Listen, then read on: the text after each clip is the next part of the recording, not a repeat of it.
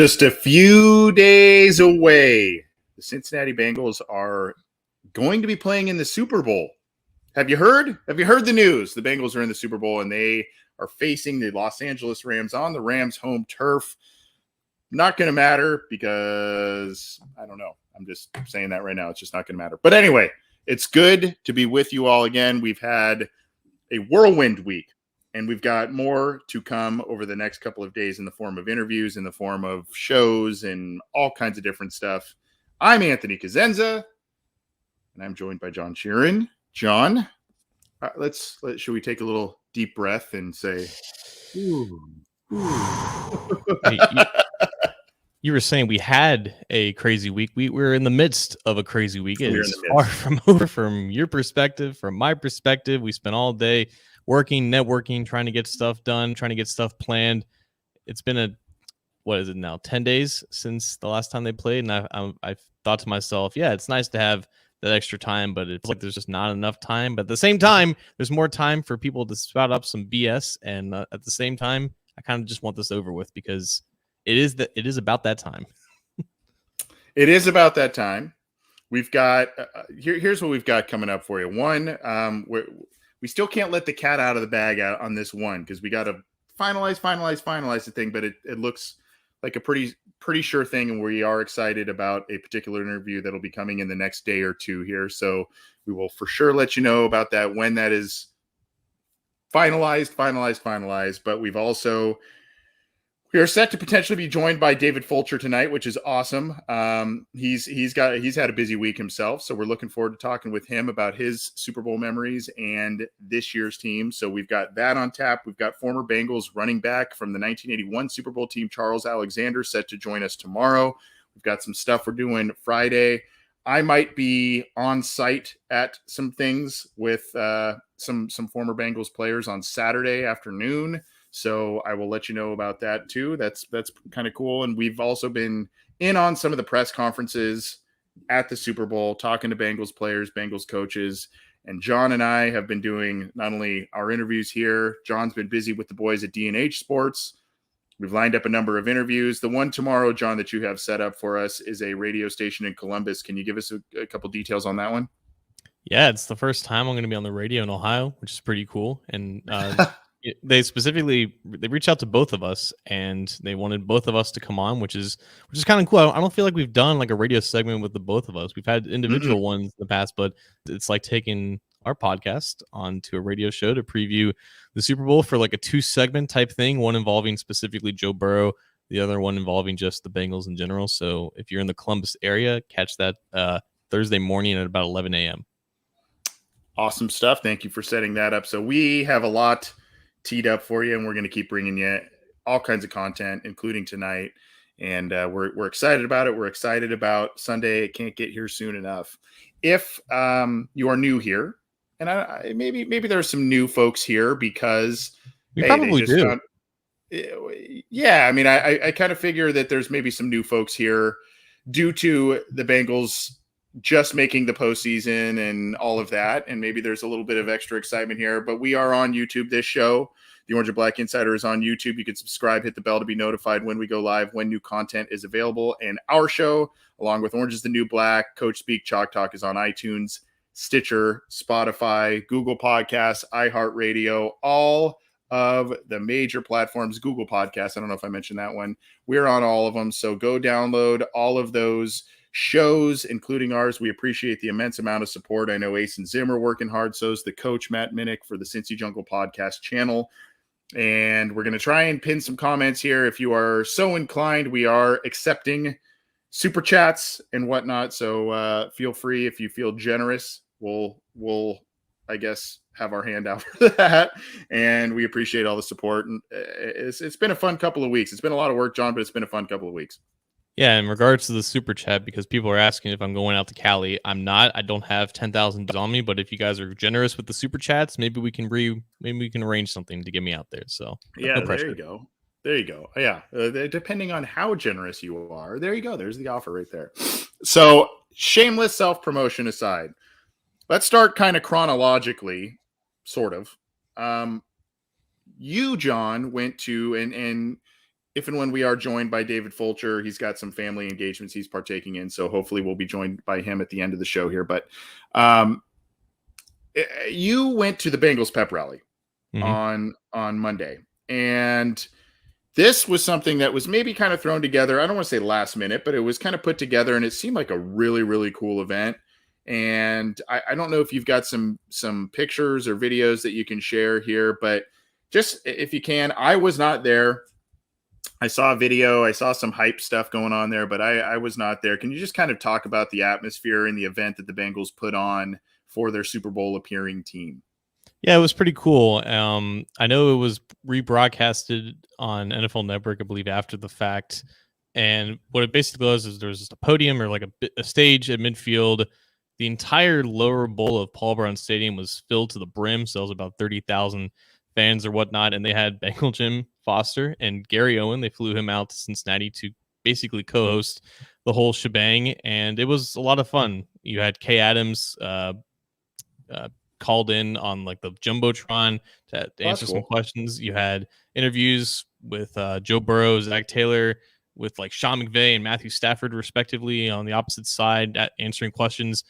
And then at the very end, you maybe see here on YouTube, they had the entire team being brought out, introduced to the crowd. They had, like, usually during games, it's just like the offense or the defense getting introductions. It was the entire starting lineup, including the special teamers. And this video was the reaction of one Joe Burrow getting introduced. So check this out.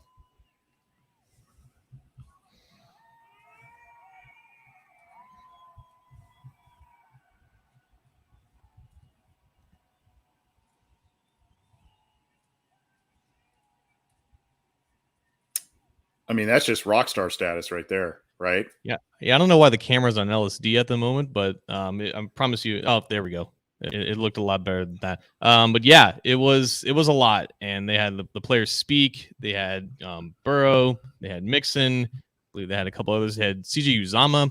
I was fumbling around with my phone because I was trying to post these things to the CJ Twitter, and I looked down, and I was with my friend, and he immediately like hits me like, "Dude, Uzomah just ripped off his knee brace and threw it up in the air." I'm like, "What?" Yeah, yeah. So he did his best, I guess, WWE impersonation to really hype up the crowd. And I mean, I don't know how you can pull that stunt and then not play in the Super Bowl. So we can talk about that later. But it was awesome. You had players hyping up the fans, and it was everything that, a pep rally should be. In this photo right here, as you see on YouTube, I don't have a lot of great photos of me personally. But this one really encapsulates my angles very well to show the back of my head with the fireworks in the background. They had like a pretty epic 5-6 minute firework show at the very end, overlaying Welcome to the Jungle. A lot of fireworks for a Mike Brown budget, so he really spared no expense there over the Ohio River. But it was a lot of fun. It was about an hour long, and a great send off for the team to eventually go to LA. And I guess it was a little bit more. It was a little bit more eventful than what the Rams had at a random high school in Los Angeles. Yeah, so that was something that kind of started coming up here this week, and I don't know particularly how to take that one, because I don't know if they planned something very last minute and that's just what they wanted to do. I know California and LA in particular have been very strict with their regulations and whatnot with COVID stuff, masking, outdoors, limiting sized crowds, all that kind of stuff. So maybe that played into part of it.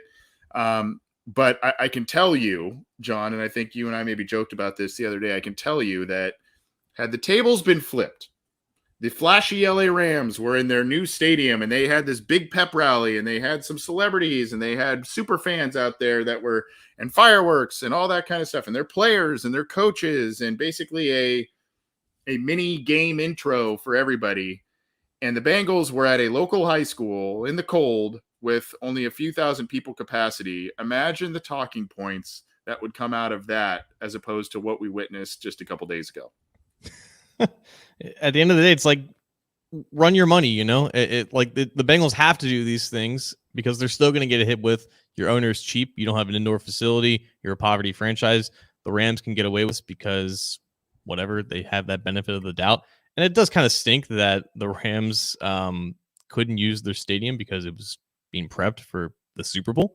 But I'm not an expert in Los Angeles. Anthony is. I happen to know that there are some iconic football stadiums in Los Angeles that are not SoFi Stadium, maybe the Coliseum, maybe, I don't know, the Rose Bowl. These seems like appropriate venues to hold such a pep rally, but maybe if you're only expecting a couple thousand fans to show up, maybe you don't want that to look depressing in a 100,000 or 80,000 seat venue. So, maybe it was strategic because they were only expecting a couple thousand or maybe a couple hundred fans. That was going to fill up a high school stadium more than maybe like an iconic stadium in American history. Yeah. If you want to defend the Rams, you could also maybe say that I did see Eric Dickerson there and some other folks, and the Rams have been to the Super Bowl more recently than the Bengals. Maybe LA just brings other people to do different things in LA. I don't know. I mean, there's a lot of different things that you could point to, but the fact of the matter is Bengals fans showed up in droves, including yourself, John, and the Bengals seem to have put on a very, very cool and a high quality event for their fans and something that they recognize that is very, very special in terms of the season and really continuing that fan engagement thing that they've really made a heavy initiative over the last year or two.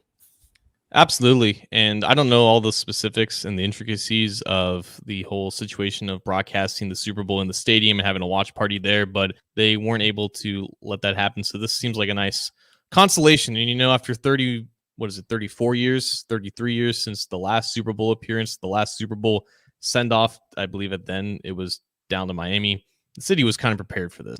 They weren't going to be stopped with the fact that it was right at rush hour. They were going to pack that stadium and give the players and coaches a send-off that they truly deserved. And honestly, I forgot to mention this.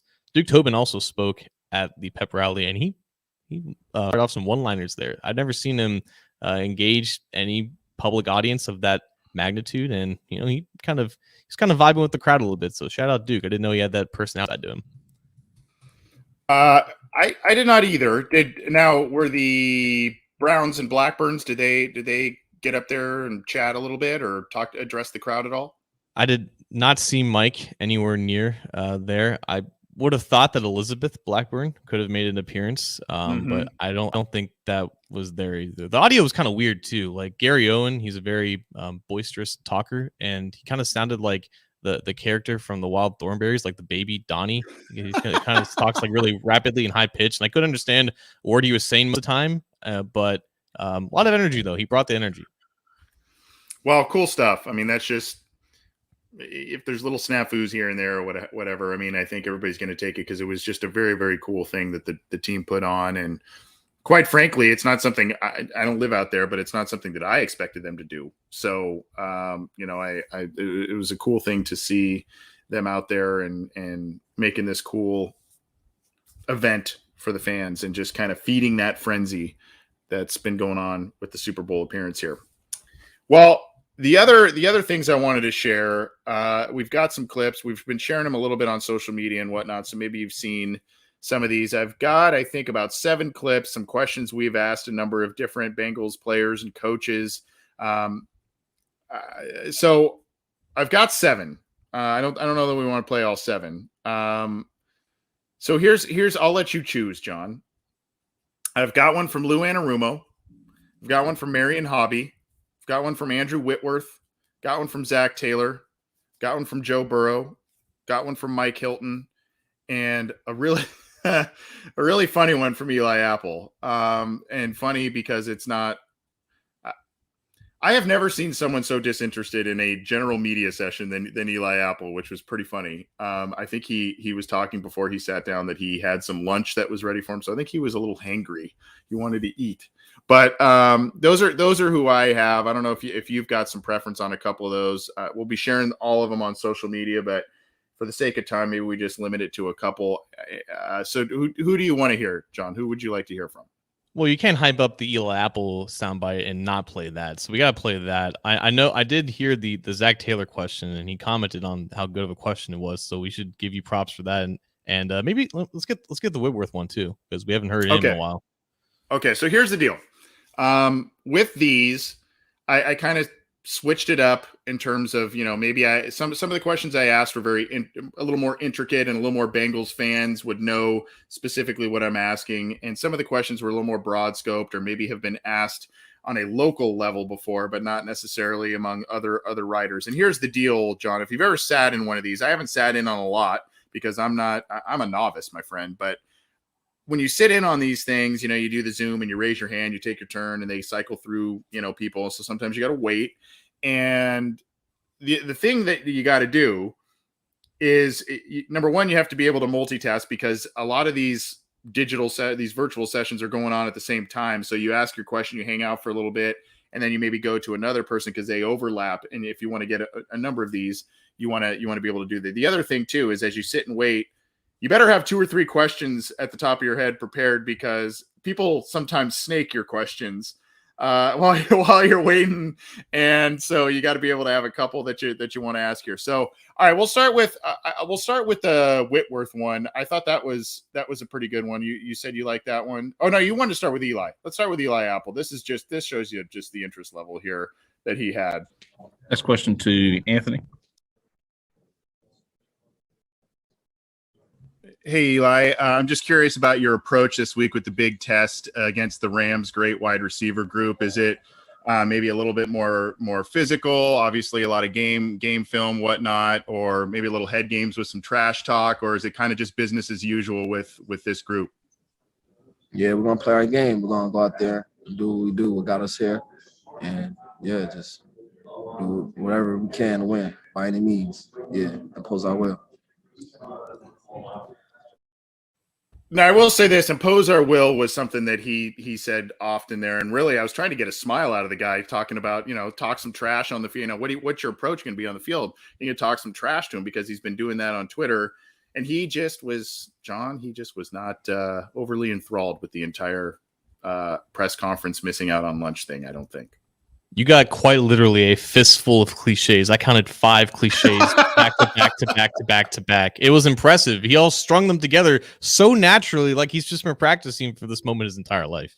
Yes. So I want to play this one. I guess we'll keep it to about maybe half of them, like 4 of them. I want to play this because check out the difference from this guy, a guy who also shares the defensive back room with him, Mike Hilton. We're going to do Anthony Cosenza and then Chris Ryan.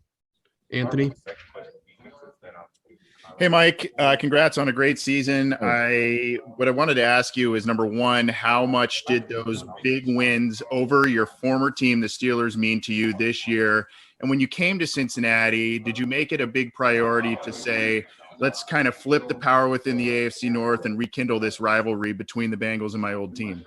I'll be honest, definitely those 2 wins were definitely big for me. The guys knew. You can ask them. They could tell both weeks that we played those guys, like my mindset was different. I was just locked in and like really pushing guys a lot more, just to show, like, all right, guys, like if we want to take this division over, it's going to start with Pittsburgh. They've been known to run this division, and them bringing me over. Like I said, I had the insight on what Pittsburgh thought of Cincinnati, and telling those guys and just getting them riled up and knowing, like, yeah, we're this close, but we have to finish it. So we kind of knew coming into those games to run the AFC North, we got to defeat those guys, and we did that handily. So like I said, I'm excited to see how it goes for the next couple of years and see where we're at. We're going to do Anthony Cosenza. Sorry, didn't mean to re-cue that up. Quickly becoming one of my favorite guys on this team, though, John. I mean, just kind of gets it. And the fact that he utilized his past with the Steelers and being like, you know what, you guys aren't going to offer me the contract. This team is. I'm going to do what I can to be the best teammate possible with Cincinnati, and I'm going to stick it to you. It's basically what he did. And yeah. It's kind of surprising a little bit, because in the preseason there was a lot of talk about the Ravens and the Browns kind of taking the division or playing for first place, and it was Mike Hilton's former team that ended up going to the playoffs along with the Bengals, and the Ravens and the Browns stayed home. So those 2 wins over Pittsburgh meant a lot, and obviously that was 2 wins over a playoff team. So shout out Mike. Yeah, it's cool, and he's just a ball of energy, which is cool. Not Not that Eli was not. I mean, we see what he does on the field and everything, and we see how he is on Twitter, and we love it. It's just a little bit of a different energy level in these pressers. Now, okay, so who did you want to see of the remaining, John? I think we got to give Whitworth a chance. Did you ask Joe Burrow a question too? I did. Now, yeah, we can get that too. Okay, so the Burrow one is one I think that we've heard a little bit about before, but again, it's kind of one of those things that some questions get taken and other stuff. But he was less terse with me than some other folks, so I'll take that. Let's go. We'll go with Whitworth though. Anthony Conzenza, Vox Media. Hey, Andrew, good to talk to you. I've been following your career for a long time. I just had a question for you. Zach Taylor overlapped some time with you in LA as an offensive assistant coach. Was curious if you kind of saw something early on in him that would make him a successful NFL head coach. And are you surprised at how quickly both he and your fellow LSU Tiger, Joe Burrow, have the Bengals in the Super Bowl and turn things around? Well, with Zach, I mean, it's one of those things that when you're around him, you realized he had a special demeanor about him, a special calm. I always used to say that he kind of seemed like one of those like accomplished backup quarterbacks, in the NFL. Like just kind of always had a vibe to him. Like I understand the game, and I'm a little bit of that killer instinct of just knowing when and where to push certain buttons and have certain intensities and hold people accountable and all of that. He's just one of those guys that you immediately knew, man, this guy's going to be an amazing football coach. At the time, he wasn't really in a position where you started to say, all right, well, what would he be as a head coach? But you knew at some point, as he moved up the ladder, that was going to be a possibility. And how fast it all came together was awesome. And I can remember sitting with him when he was taking the job in Cincinnati and us discussing the job and how excited he was about it and, what he was kind of walking into. And I couldn't be more happy for him and proud of him. I mean, my wife's close with his wife, and they talk all the time. And we're really excited for them and happy for them where they are. And with Joe, the few times that I've gotten to be around him, nothing shocks me with him. His mentality and mindset for the game of football is so special and so rare that he's going to be a really, really good one for a long time. And I think people in Cincinnati are going to have a chance to maybe experience this again a couple more times as long as Joe Burrow is the quarterback. Thanks, Andrew. Love that guy. I mean, there's just really not much else. I just such a soft spot for that guy, John. You, I believe, met him in 2013, right? Yes, I did in San Diego. Yeah, the then San Diego Chargers. Right, like it's. Imagine yourself back then, like Andrew Whitworth. He's at the time a 7-8 year pro for the Bengals. 8 years from then, he's going to be starting in not his first Super Bowl, but his second Super Bowl at 40 years old. And he's still the same guy, basically playing at the same level. I believe that the Bengals reached out to him when they were going through the hiring process and wanted something about Zach Taylor. They wanted like any type of anecdotes that Whitworth could give him. And Whitworth was kind of shocked, like, oh, you guys are interviewing Zach. But I believe the praise that he gave him was genuine, and obviously it's been validated with how successful the Taylor's been at such a young age. But Whitworth has seen more than most left tackles in NFL history, and it's crazy that he's playing the Super Bowl against his former team now. Yeah, a guy that's going to have an interesting case to be made for Canton. One of those guys that didn't get the full due that he earned as a player, but later in his career and even later with the Bengals, just started to get that due, kind of like Willie Anderson, and just a great guy. And I got to just add a side note. He was asked about his time in Cincinnati. He was asked about, and just gracious, says he loves the fans, loves the city. He's so happy. And you can tell when he talks about this specific game going up against the Bengals, it's not like he's eager to take it to the Bengals. It's just like, this is a really special game and a really special moment for me. So, I would be surprised, despite whether the Rams win or lose, I would be surprised if he comes back and plays, not because he can't, not because he's injured, but just really the storyline to this game for him. just don't know how else you could write it. Let's get one from Joe. This is kind of a little bit, I don't want to say generic question, but it's a question he's been asked before. It is about I had to tap the SoCal roots, John, and I asked him just the impact of working with Jordan Palmer over the course of the past couple of off seasons, both in the draft and then honing his skills with Jordan in this last off season, who he's been working with, et cetera. So here is Joe Burrow at the press conference. This was a little bit earlier today. Anthony, Vox Media. Hey, Joe, congrats on a great season. I wanted to ask you, I'm a SoCal guy myself, and I know you participated in Jordan Palmer's workouts and QB Summit early in the pre-draft process. What was the impact of that, not only from mechanic standpoint and all of that, but also just him giving you insight on the Bengals organization, et cetera? Yeah, he helped me a lot this offseason. We really took a look at my throwing motion and my mechanics because I was able to start from the ground up with my injury. And so we really took a deep dive into that, and he helped me a lot. And, another big part when I was, going into my last year at LSU and then going into the NFL my first year, is I was able to work out with Sam Darnold and Josh Allen, guys who were doing it at the highest level. And, that helped me understand that, I was capable of doing it as well. So kind of cool, talking about what it kind of corroborated some earlier stories about it. I don't think he wanted to get so much into what Jordan Palmer maybe told him about the Bengals, and plus time was a little of the essence at that point in the interview. But I again, kind of corroborating what kind of impact Palmer and those workouts had on him and improving his deep ball and everything that we've seen this year, John. It's crazy because one Palmer brother basically says, yeah, I don't know if Burrow is going to succeed with the Bengals. And the other Palmer brother did everything in his power to make sure that he is succeeding with the Bengals. He also said that Sam Darnold's doing it at the highest level. So never heard Burrow lie before, but that was interesting. Yeah. Yeah. Yeah.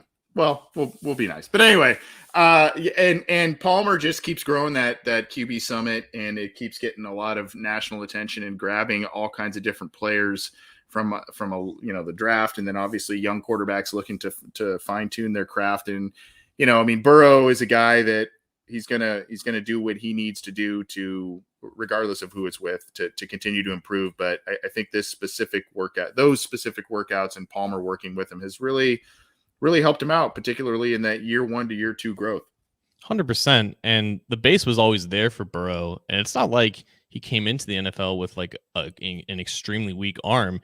You got to remember, like, throwing power, arm strength, it's very natural to some people, but it can also be developed and enhanced. Like Aaron Rodgers didn't have this cannon coming out of Cal. He spent 3-4 years on the bench with the Packers. Now he's got one of the livest arms in NFL history. So for Burrow to make that jump in just his second year, it didn't take very long for him to improve his arm. And it's obviously not at the level of some of these other quarterbacks, but like we've saw just 2 weeks ago, like he faced off against Mahomes, who's got the best arm in the NFL, and Burrow ended up coming out top and having the cleaner game. So him just enhancing that part of his game and having it being attributed to a former Bengal quarterback in Palmer, and just the way that Palmer's kind of grown his brand and increased his resume of quarterbacks that he's worked with, has been a great story. And it's cool that he's now, I guess, worked with him for 3 off seasons, because it was before the draft and after the draft, and I guess during the rehab process too. Yeah. Well, those are a few of what we've got. There's a couple more that I think there's another media session or 2 coming up that I'll be able to attend. So hoping to get some more players, coaches, et cetera, and some sound bites to share with you all. This isn't a look at us thing. It's more of a, hey, let's share some cool sound bites with our listeners and Cincy Jungle readers. So hopefully you enjoyed some of those. And it's cool, John, because in those pressers, you're waiting for your turn, or you've had your turn, you hang out for a little while longer, and you hear Charlie Goldsmith, Mike Petraglia, Jay Morrison, and you're like, hey, those guys, I know those guys, great guys. And then you see here people from the NFL Network and stuff. So pretty cool experience, and just wanted to share that with our listeners. Hopefully they enjoyed that. We're hoping to be joined by David Fulcher towards the end of the show here. He's had a crazy week. He was at the pep rally, and like I said, he's got a family engagement, so we're hoping to have him. We talked a little earlier today, and it sounded like tonight was going to work, but we'll see what happens here at the end. But before we get to him, John, there's a game to talk about. And there is a lot to talk about with the Bengals and this Super Bowl preview. I guess, like we use, why break tradition? Do we want to start with where we're at on the injury front? I think you wrote the injury report, did you not? No, that was Jason. Okay, that was Jason. Okay, so and here is Mr. Get out of here knee brace, CJ Uzomah. So this is as of earlier this afternoon. So CJ Uzomah and Tyler Higbee did not practice despite the chucking of the knee brace. Andrew Whitworth is a full participant in practice. And then you see here the report from Kelsey Conway. Zach Taylor says he's optimistic about CJ Uzomah's status. Not going to practice today, though. So run us through this, John, and what you think about Uzomah, if he's going to play, and if so, what that may look like. Yeah, all indications have Uzomah eventually practicing sometime this week. I believe that Jay Morrison, like you mentioned, he expects him to practice tomorrow, albeit in like a limited fashion. And that may be all we see from Uzomah because he hasn't practiced or hasn't played since Kansas City. He didn't practice all last week in the UC bubble. So he's now like a week removed from those practice sessions. He is walking fine on that knee. It obviously there's no giant concern if he's now like operating without a knee brace on, or if the team allowed him to go up there and take his knee brace off, and if they especially expect him to practice and eventually play at some point this week. So he did not practice today, but expect him to practice in limited fashion on Thursday and potentially Friday. Then you got the only other player who's limited, Jackson Carman. This is interesting because he was limited last week with a back injury. It's probably the same back injury that was bothering him during the season. Then he didn't practice towards the end of the week. Now he's back to limited. Got to think though, Anthony, if there is even a discussion about who's going to start at right guard, I don't think that Jackson Carman missing practice is going to necessarily help in that regard. It is not. And this is one of those concerning. Now, I don't know the nature of this injury, but we know that Jackson Carman underwent back surgery before the draft, right? So the other thing we know about back injuries, whether you're young like Jackson Carman, whether you're older or somewhere in between, they can linger and they can bug and they can flare up at a moment's notice when you think they go away. So a little bit concerning. And, there were some moments against the Chiefs wherein he played pretty decent. There's some also not so great moments, which has kind of been the story with him, the story with Adeniji, a little bit of the story with Prince, but not as much as the right guard spot. So I don't know, man. I mean, it sounds like you're thinking that Adeniji at this point would start because of this kind of status here. Do you have a preference on who starts? And are you even a fan of this? Hey, Adeniji's struggling here. Let's not let him ride through it. Let's get Carman in there. I guess on a 1-game season that makes sense. But I mean, are you a fan of that? Not particularly, in terms if there's no context at all, but this is the Super Bowl, and if Adeniji is getting his behind destroyed by Aaron Donald, which is a possibility, and Carman is able to play, then you'd be hard pressed to not make that switch there in the game. I do think that Adeniji is going to start because we don't know how available Carman's going to be, and if that's the case, if Adeniji is getting destroyed in this game, that leaves Trey Hill as the backup right guard if Carman can't go. That I don't know if they would elevate Xavier Su'a-Filo off of the practice squad. He's out there. That's a possibility if they feel like they need depth, but they have a decision to make. And if Carman's not 100%, I don't think that Adeniji's insanely bad enough to play less than 100% Jackson Carman, because Jackson Carman, even at 100%, is barely better, if not the same player in terms of effectiveness as Akeem Adeniji. I know that they're two different players and their strengths and weaknesses, but in terms of overall effectiveness, it's basically marginal at that point going up against Aaron Donald. It is. I was in on a press conference with Frank Pollock, and I was in line to ask him a question. Unfortunately, we ran out of time, and I was going to ask him about these guys, Adeniji and Carmen, and just kind of Deontay Smith, and long-term plans for those guys, his excitement level for them. Didn't get the opportunity to do so, but this again. I mean, you said the two key words in this game and in this matchup, and who everybody is talking about, Aaron Donald. So, I mean, this is a situation where the Bengals need to be very, very sure, I guess, very cautious, very sure about what they're doing at this spot for a variety of reasons. And if it is going to be Carmen, they better be sure that this back issue is just something minor, and they are being very precautionary with it. Pretty much. Good news is 3 other players listed here on the injury report: Stanley Morgan, Cam Sample, and Josh Tupou. They all practiced full. None of those 3 players practiced or played against the Chiefs. Tupou's been out for a little bit. Stanley Morgan's been out for the entire postseason. And Cam Sample didn't play against Kansas City. So good news is it should be a pretty fully healthy team, aside from maybe a less than 100% Uzama. And in regards to him, even if he does play, I don't think he's going to be anything more than like a limited participant in the actual game. But honestly, I think just having him in uniform and being there on the field, like, I don't like to get into this stuff, but it's got to be a morale boost, right? Because he's CJ and he's literally he is this Bengals team, and I think just him being out there on the field is going to do wonders for them. And I think that that plays into, maybe he is on a snap count, a pitch count, whatever you want to call it. And I think that plays into just him dressing and being out there. I think that is a boost. I would agree with you on that. The Rams, Tyler Higbee, valuable tight end, knee injury. He did not practice. And Note Boom, their tackle, did not practice as of Wednesday. Cam Akers has a shoulder issue coming back from, the Achilles earlier this year, or knee injury. I can't remember which one it was, but he came back for the postseason, struggled against the Buccaneers, 2 fumbles in that game.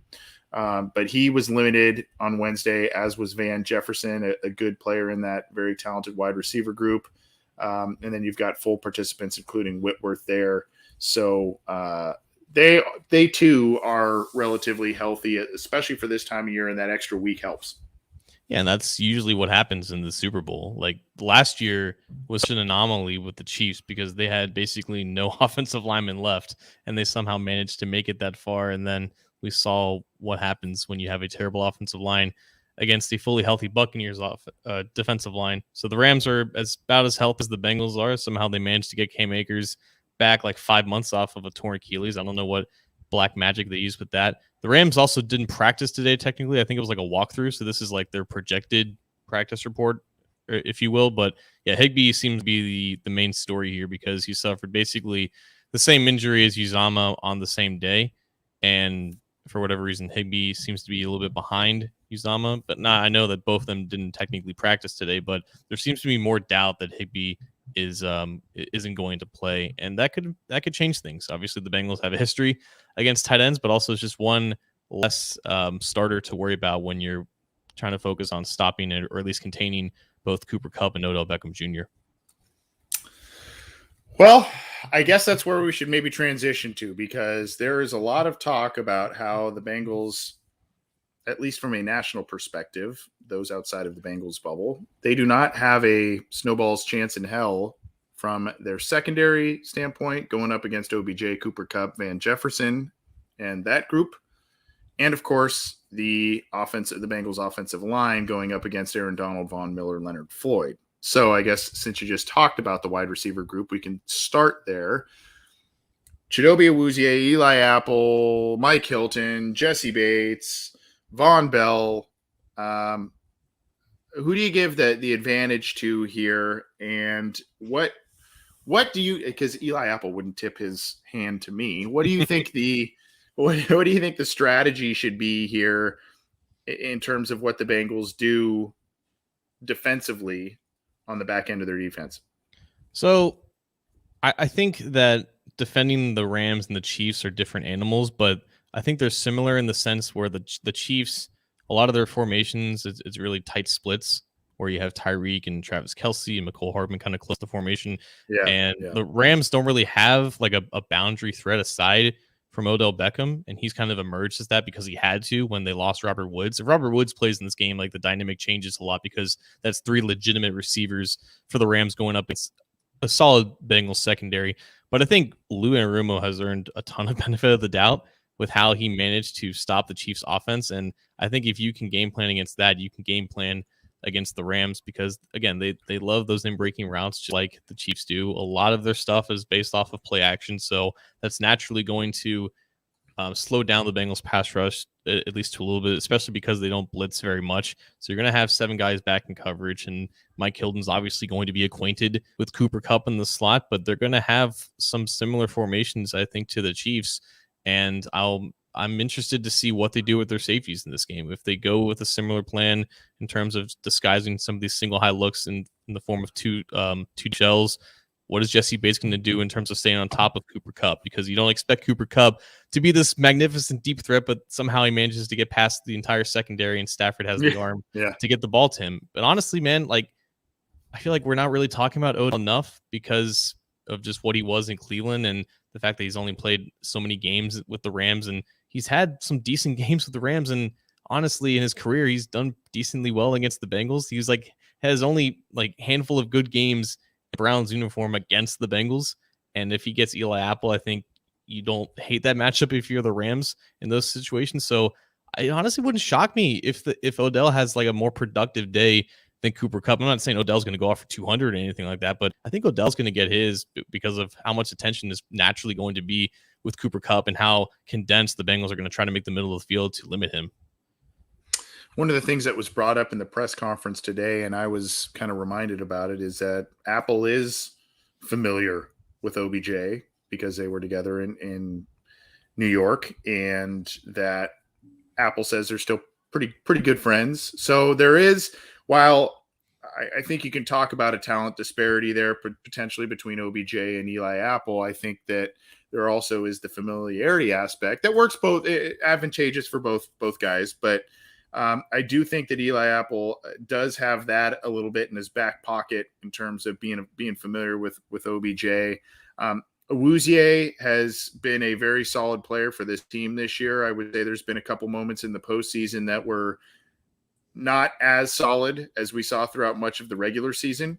I want to say that, some of the stuff against AJ Brown in Tennessee, he was back there in some of that coverage. So he's going to need to bring his A game. And one of the guys that, I've talked about him a couple of times, he has played very, very well this postseason after not doing so great in the regular season, at least by his standards, is Jesse Bates.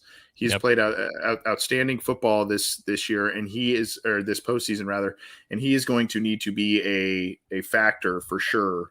And Von Bell's been active and made some plays as well, but Jesse Bates is really between the regular season and the postseason. He's taken a huge step forward in how he has played, and that's going to need to continue. Yeah, he's got an interception against the Titans, and he's got basically a forced interception against the Chiefs. You know what's remarkable, Anthony? 7 turnovers this postseason. All 7 ended up in the hands of 7 different Bengals defenders. That's crazy. Both linebackers. You have Bell, Bates, Hilton, BJ Hill, of all people. So if the trend continues, the most likely guy to get an interception next would be Awuzie. And that's just kind of how this postseason has gone. It's been a bit magical. It's been some things that you don't expect to happen are happening. But of course, you would expect the Bengals' best cornerback going up against the quarterback with the most interceptions and a bottom 10 turnover-worthy throw percentage. You would expect that guy to end up with the ball in his hands at some point. I honestly do think, Anthony, though, that this is like the matchup of the game. People who are comparing offensive line and offensive line, defensive line. At the end of the day, it's about who actually faces each other on the field. And I think the Rams passing game versus the Bengals pass defense, I think that is like the most tightly contested and interesting matchup to watch. Sean McVay's photographic memory of an offense going up against Lou Anarumo, the hottest defensive coordinator in the NFL right now. I think that's so interesting to me. And I honestly think that that's how the Bengals eventually win this game. I don't know if Stafford is going to give them multiple chances at turnovers. I know that McVay is going to come out with a solid opening script because he's McVay and he's a genius in that regard, but the Rams are known to kind of take their foot off the gas, and Stafford is known for putting the ball in harm's way, specifically in the later portion of games. And just like we said it with Ryan Tannehill, just like we kind of said with Patrick Mahomes, there's going to be opportunities for this defense to get their hands on the ball. And if the past 3 weeks have shown us anything, it's that the Bengals are ready to take advantage of those opportunities. Well, I almost queued this up when you said the 7 turnovers by 7 different players, John. I kind of queued.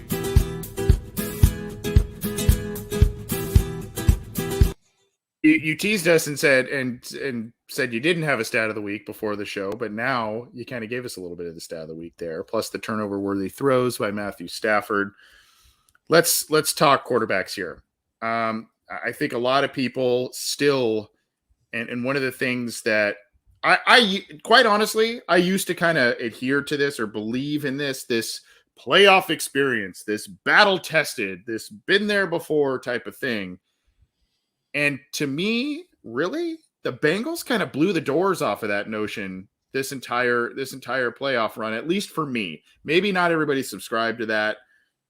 I just feel like that was one of those intangibles that you say, yeah, you've been there before. And the Bengals, at least this team, they didn't care. They don't care. And it's not the venue. It's not the opponent. They just went in there and made things happen and got themselves to the Super Bowl. But Matthew Stafford has not been to the Super Bowl, but he obviously has far more experience. He is one of the best quarterbacks in terms of fourth quarter comebacks, overtime comebacks, or game-winning drives. That's all of those kind of combined throughout his illustrious career. Now, some of those have evaporated because he played for the Detroit Lions or he had to do that because he played for the Detroit Lions. He had to come from behind often.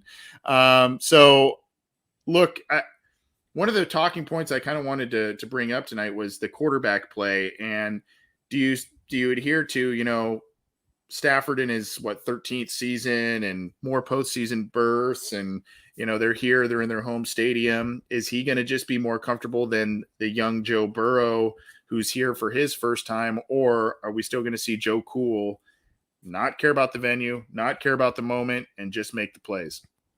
I think Stafford is honestly playing too well at the moment to expect him to implode. Not necessarily play a perfect game, but he's going to be good enough for the Rams to potentially win this game. It is the Super Bowl, though, and people and players can say that it's just another game, but it's a 2-week buildup. It's a bunch of attention, media, fanfare, all this different stuff, and then the actual game itself doesn't feel like just another game. And Stafford obviously has never played a game of this magnitude. And when it comes to experience, I just thought about this today. The ratio of Joe Burrow's big moments to overall experience is significantly higher than Matthew Stafford's, which is, I think it's worth something. Obviously, Burrow is a youngin'. He's only 25 years old. This is his second year in the NFL. He's played in a state championship in high school, a national championship in college, and he's about to play in a Super Bowl, and he hasn't lost a must-win game in, 5 years since the state championship with Athens, Ohio. I think that matters. I think that honestly does matter. He just has more experience in these moments, and he doesn't really know any better in terms of the other side of it. And I think that ignorance honestly kind of plays into this. Stafford has obviously seen more in terms of just overall NFL experience, and he's older and he got that stuff. But in general, this Bengals team, while it's relatively new in terms of the composition of it, a lot of the players came from successful franchises. They've had playoff experience, which I think has probably helped in terms of just stepping up in big moments. And then you look at the Rams, their team is just as different in terms of a 3-year window compared to the Bengals in a 3-year window. That team that went to the Super Bowl in February 2019, it looks nothing like the Rams team that's going to the Super Bowl now. I think the mainstays are Whitworth and maybe a couple other offensive pieces. That whole defense has changed, just like the whole Bengals defense has changed. It's just a lot of good players from other organizations that have found their way to these two teams playing in a stage that some of them have already played in before, even if they haven't been on the Bengals and or Rams. So I think the experience whole thing is kind of washed out because Joe Burrow has experience on stages like this compared to his relative inexperience. I think I said this maybe a couple of episodes ago, but Stafford has been highly productive. He's won big games. I haven't watched a ton of Detroit Lions football, but I've seen a good amount of Matt Stafford, and I adhere to the fourth quarter comebacks, game-winning drives, all that kind of stuff, wherein he is one of the best at doing it, active quarterbacks wise, at doing it. I have also seen, on occasion, Matt Stafford and this team allow big leads to evaporate. And I have also seen Matt Stafford, to your point, the turnover-worthy throws, get when things start. It's almost like the Lions and that PTSD situation with being a former Lion, and when things, we know this being around the Bengals, when's that other shoe going to drop? It's almost like he has moved on from that, but he kind of hasn't, because there are some times where there's some panic throws, there's some panic moments. I saw a couple of those last week from Burrow, but I kind of attested that, or not last week, but against the Chiefs.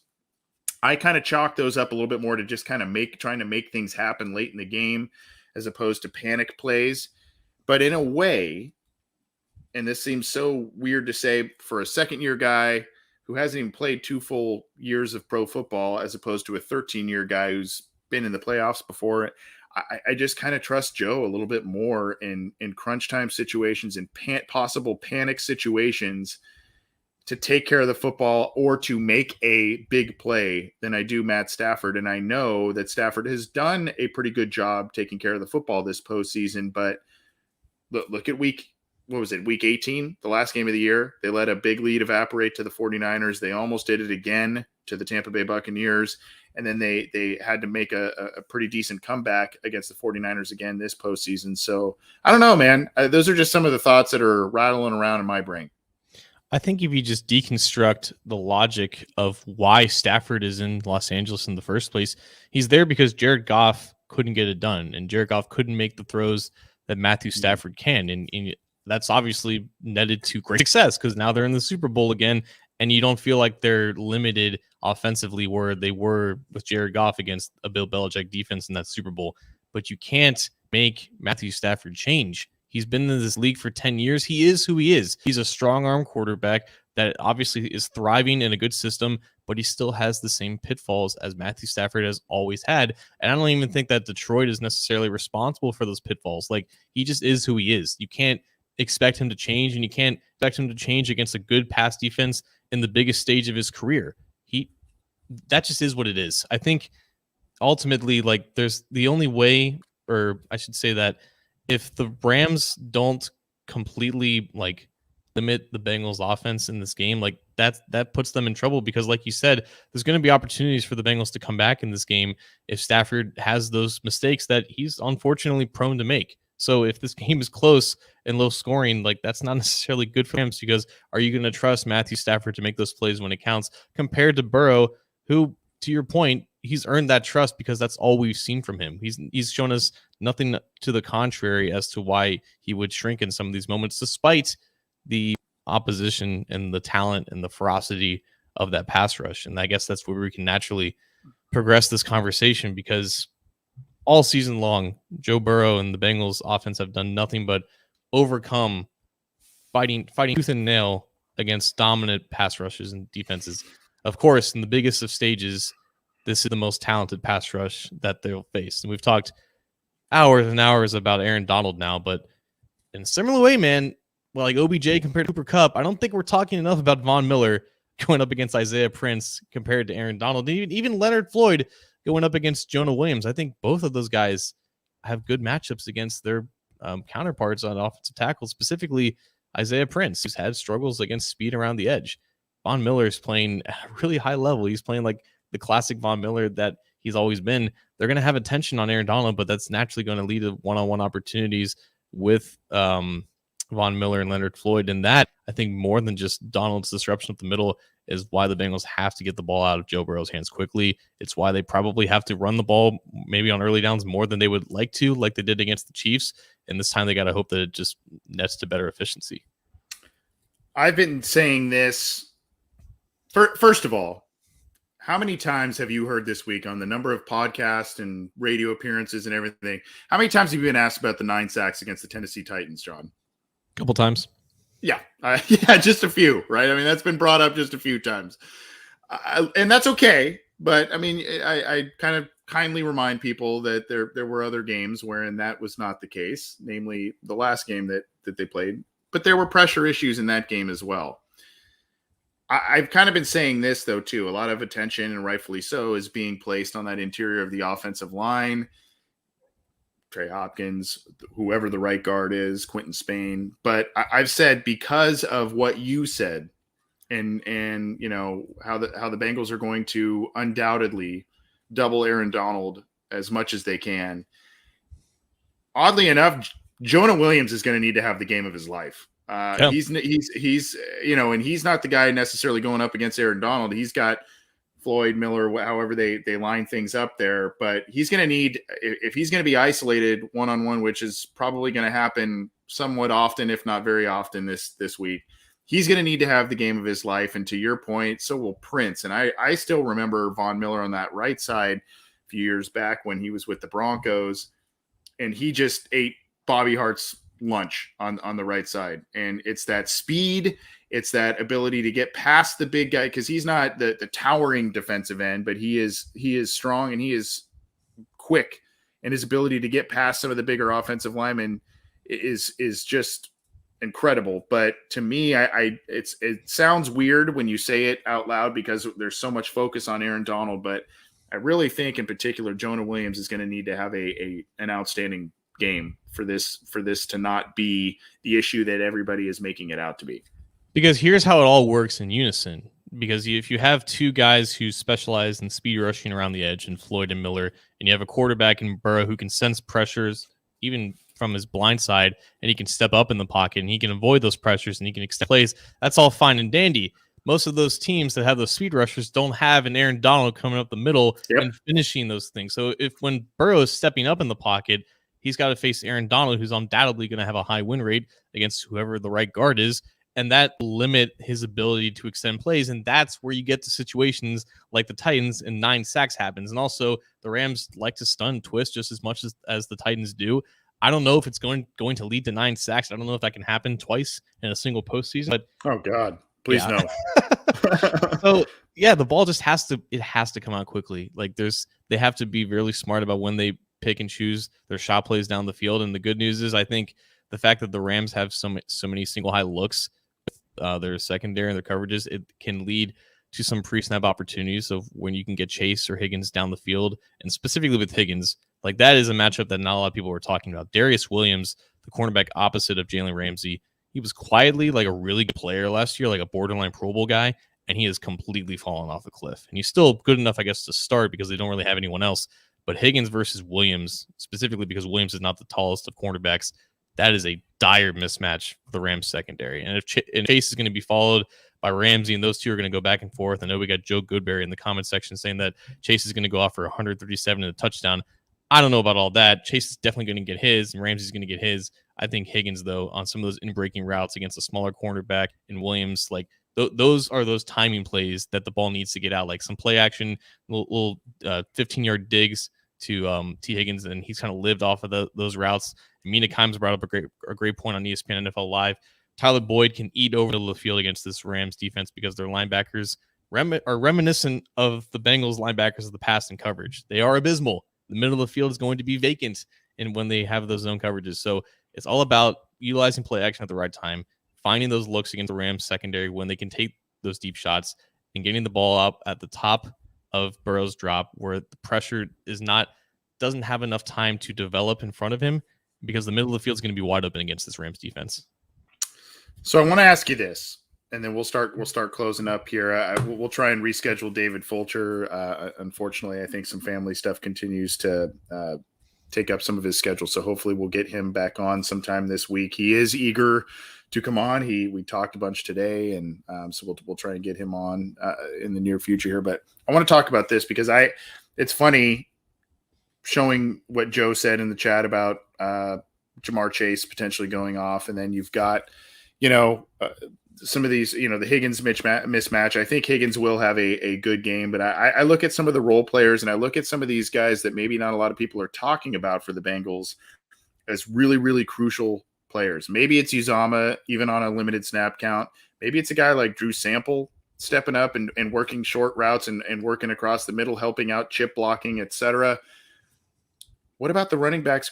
Chris Evans helping out in the pass game. What about Joe Mixon? Nobody seems to be talking about Joe Mixon, and the Bengals have utilized him, not necessarily to great statistical production, but they have used him before to the means of slowing down some of these great pass rushers, slowing down. We saw him do it to Max Crosby in the playoff game, just hitting that run play his side. So do you see that? I mean, you're talking about quick hitters, you're talking about getting the ball out quickly, all of that. Do you see Mixon getting a large sum of touches, carries in this game just to simply negate what the Rams are able to do up front? It honestly wouldn't surprise me. And that was what they were trying to do against the Chiefs. Like, they had a ton of early down runs against that front, and it kind of worked here and there, but it wasn't tremendously successful. It kind of worked as the game kind of wore on, and it bolstered the narrative that, oh, this guy just heats up as the game continues, even though there's no statistical backing of that. But it wouldn't surprise me if early in the game they just try to keep things simple and make sure that they're not inconsistently second and third in long situations. But unfortunately, as good as the Rams are against the pass, they're equally good against the run, and they have the bodies and Greg Gaines and Ashawn Robinson and obviously Aaron Donald himself, all good run defenders, and Miller and Floyd can set the edge as good as most of them. So I think if Mixon has a great game, the Bengals definitely win, because that's probably too much for the Rams to stop. If they're having to deal with Mixon gashing them and then they can work play action off of that, Mixon having a great game would be great. But even if they are going to try to feature him to slow down the pass rush, I don't think it's something that anyone can necessarily count on. Well, I do think that, to your point of the Bengals coaching staff, whether it's Lou Anarumo on defense, Zach Taylor knowing his friend and mentor Sean McVay and going up against that photographic memory, it's going to take take not only some things that maybe the Rams weren't expecting, but I know Tim McGee last night laughed off halftime adjustments and all that kind of stuff. But it is, I still believe that maybe adjustments or wholesale adjustments, throw out the game plan and now we're doing something different. That's not what I'm talking about. I'm talking about, let's adapt to what we've tried to do that hasn't worked and what they have shown us so far in the first quarter, the second quarter. Not throw out the whole game plan, but adapt some things and maybe add in some players. That's why I think some of these role players, a Chris Evans, a Drew Sample, a CJ Uzama, you mentioned Tyler Boyd, and then, of course, Higgins. I mean, everybody's going to be talking about Burrow and Chase, and rightfully so, but I think some of those guys may surprise some folks in what they're able to do this week. Right, and I think McGee alluded to, like you said, it's not like completely throwing out the game plan. It's just saying, hey, and some of these routes, like the guy's not biting, maybe adjust off of that and go to your secondary options and stuff like that. And if Ramsey is showing something in coverage, and that gives Burrow kind of a key in the pre-snap phase, and they go into halftime for an hour as Eminem and Dr. Dre jam it up in halftime, and they can work off of that. So, yeah, like the fact that maybe the Super Bowl's an hour, or the halftime is like 30 minutes, 45 minutes long, I'm sure there's plenty of time to reflect on that. But that is interesting, though, because it is a Sean McVay type of trend, as well as Kyle Shanahan, to have some of these leads and to be susceptible to blowing them. And a lot of people get on Zach Taylor's back for being not so aggressive with the lead and not necessarily stepping on the throat, even though I don't think that's his philosophy. If one of these teams ends up in that situation, I think it's easy to see that the other team coming back, in this game not being over until Evan McPherson trots out there for a game-winning kick. Well, John, dare I ask you, we've been talking about this for a while now, dare I ask you your prediction on this game? Are you going to employ the Tim McGee mindset in how you choose this game and why you choose it that way? I don't know, but what are you thinking on this one? It's been contrasting powers, I guess, of the Bengals traditionally being in these situations and not obviously fully trusting them, clashing with just the essence of Burrow and the fact that he's just undefeated in these situations and that nothing seems to matter, nothing seems to phase him, and the fact that he has this leadership and just this ability to change everything about Cincinnati and the Bengals in general. And I've been just kind of playing off of that in just my predictions lately. I don't know if anyone's caught on. I'm done. I'm done picking against Joe Burrow. I'm not going to go up here and pick against them to lose in the Super Bowl, not only because of that, but because I do think that they have a really good chance to win this. I didn't think that they're going to beat Kansas City. I genuinely didn't think that they could beat the Chiefs twice in a row. And it was the first Chiefs win that really sold me that this team can compete and play against anyone. And it was the second Chiefs win that, you know what? I'll just say it. I'm kind of even in destiny. Like, we've seen this with the Giants a couple times. We saw this with the Ravens. Not necessarily the best teams to enter the playoffs that year, but things just tend to click at the right time for some of these teams. Some things that we don't think are necessarily sustainable just need to be sustainable for 4 games. In the Bengals case, it's them giving up oodles of pressures and sacks and still being able to overcome it, not necessarily being this explosive offensive team, getting all these turnovers on defense, and a rookie 20-year-old kicker being 12 for 12 in the postseason from field goals and having 2-game winners. A lot of things that you don't think can last an entire season. It doesn't need to last a 16, 17-game season. It just needs to last one more game against the most talented roster in the NFL. I am done picking against Joe Burrow. I'm going to say the Bengals win. I'll say it's low scoring. I don't think the offense explodes like some people say. I think the under hits. I'm going to say 20-17 Bengals. 20-17 Bengals. Wow. You used the magic word for me, John, destiny. And I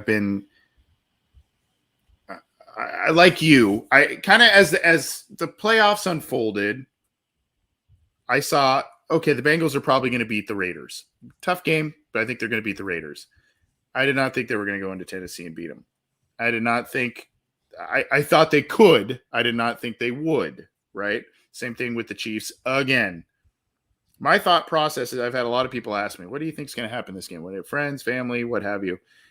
My thought process is this. The Rams are very, very good. One of the top teams, one of the best teams, obviously, in the NFL, if they made it this far. I just feel like it was a tougher, and I may crow on this, but it feels like a tougher ask and a tougher task was the Bengals going into Tennessee and beating the 1 seed. The Bengals going into Arrowhead and beating the Chiefs twice in a month. Both venues. Patrick Mahomes. I think it's a very close second place, maybe, in terms of difficulty of the Rams matchup. I just see those being maybe a tiny bit more difficult. And the fact that the Bengals have won those matchups already and did so very recently makes me believe that they can win this game. I think this is a coin flip game. I think it could go either way, similar to the point margin that you pointed out, 3 points. It's probably why the line is where it's at.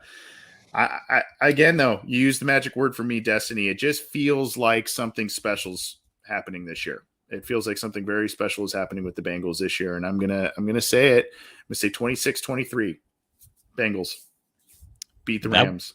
That would get McPherson the record over Vinatieri. So yeah, I hope that's the one over mine. Yep. Yeah. Well, let's drop the mic and get out of here. We will work on getting David Fulcher back for a future episode.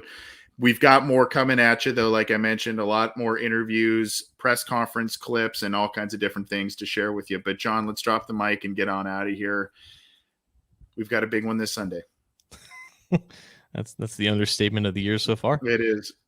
I got nothing, man. Brian in Iowa said this season it felt too long. It is the first 17-game season, and of course, the Bengals are now playing in their 4th playoff game. 21 Bengals games this year, 24 if you include the preseason, and everything that we talked about before the season, everything that we've talked about during this roller coaster of a season, and everything that we've talked about in the playoffs. It has been a pleasure bringing everyone along with Anthony this coverage. And I guess Tomorrow, Thursday, is the NFL honors, and I guess also the announcement for potential Hall of Fame bids. So we're pulling for Willie Anderson. If everything goes wrong this weekend, at least we could hopefully say that the Bengals added another Hall of Fame offensive tackle to Canton. So hoping the best for Willie, and obviously the best for the guys who are going to play Sunday. Yeah, worthy. And we've got one of the things I wanted to point out, a generous super chat from our buddy, the Orange Arrow, who's helped us out with some fantasy football episodes. Hopefully you enjoyed those for you fantasy football players and bettors out there. Thanks, Orange Arrow. And when you kick off your fantasy show again, I know you took a little hiatus from it. When you kick off your channel again, let us know. We'll be happy to promote that. But thank you, and thank you for your support of this show and helping us out on a number of different things. I got an interesting text from my dad, and he said this is from our friend who now lives in Tennessee but came from Ohio. She used to be neighbors with them. She says, I was at the dentist yesterday. I met a woman whose brother is the ultimate Bengals fan, Eugene, 60 years old now. They were born in a coal mining town, dirt poor. Eugene had macro degeneration and went blind as a child. He watched the Bengals even when he could only see through the outside of his eyes. After that, he watched and kept score in his head. Others described what was happening in the games. He grew up, got married, and went to every game that he could. His wife was then in charge of being his eyes at every game. Eugene managed to get through law school and is still practicing as one of the only blind lawyers in the tri-state area, which I believe is Ohio, Kentucky, and that area there. Still, he never misses a game. He goes in person whenever he can. I think that the Bengals would like to know about Eugene. He knows all the players and still lives in Kentucky. And do you know anyone who can get in touch with the Bengals? Well, I don't know about that last part there, but pretty cool story. And John, one of the other things, there's a group on Facebook. I think it's from Josh Isles. I think it's Houday Nation. It's got like 130,000 members of that. There's been some people sharing some tough stories this week of Bengals fans, unfortunately, passing away just before the Super Bowl and all of that. But these are the types of things that I don't mean to bring a somber note, but these are the types of things and the type of fans that have been clinging to this kind of game and have been aching for the Bengals to not only get here, but win this game. And I know, we have fun with this. We do a lot of different things to cover the show, but there are a lot of other people out there with different stuff going on that are really excited about this game, and they find the respite of some of the things they have going on. They find respite in the Bengals, and I don't know, man. It's just you feel a connection with some of these people even involved in these groups, and you hear stories. And when the Bengals make a game as high profile as this, you hear a cool story like Eugene, who's battled a lot of different things and still is just the mega Bengal fan and does all kinds of different things. So I just wanted to share that. My dad sent that over my way, and I thought that was kind of a cool story. And, you just hear a lot about that this week. Yeah. And when the Bengals, just any football team in general, when they're not playing well, you kind of just realize that, it's just a game. It's not that big of a deal. It's just football. But when you have moments and kind of times like this, when they're really successful and they really are exceeding expectations and whatnot, it becomes almost more than a game. And it's a way to kind of escape reality and kind of just come together with the community, I guess, in a very sappy way that I'm trying to put this. But, this kind of run has, I guess, opened a lot of people's eyes and has kind of really brought the city, just the Bengals fandom and in general together. And we've heard a bunch of great stories, and thankfully, some very deserving folks have been granted tickets and funds to go to the Super Bowl as well. So it's moments like these where you can look back and say that was an awesome time to be a part of and to be a part of the community and to hear everyone's stories and realize that, when it does matter, it does feel like more than a game. It's a way that really unites a lot of people, and hopefully the team can give them one more experience where it can really be united. Yeah.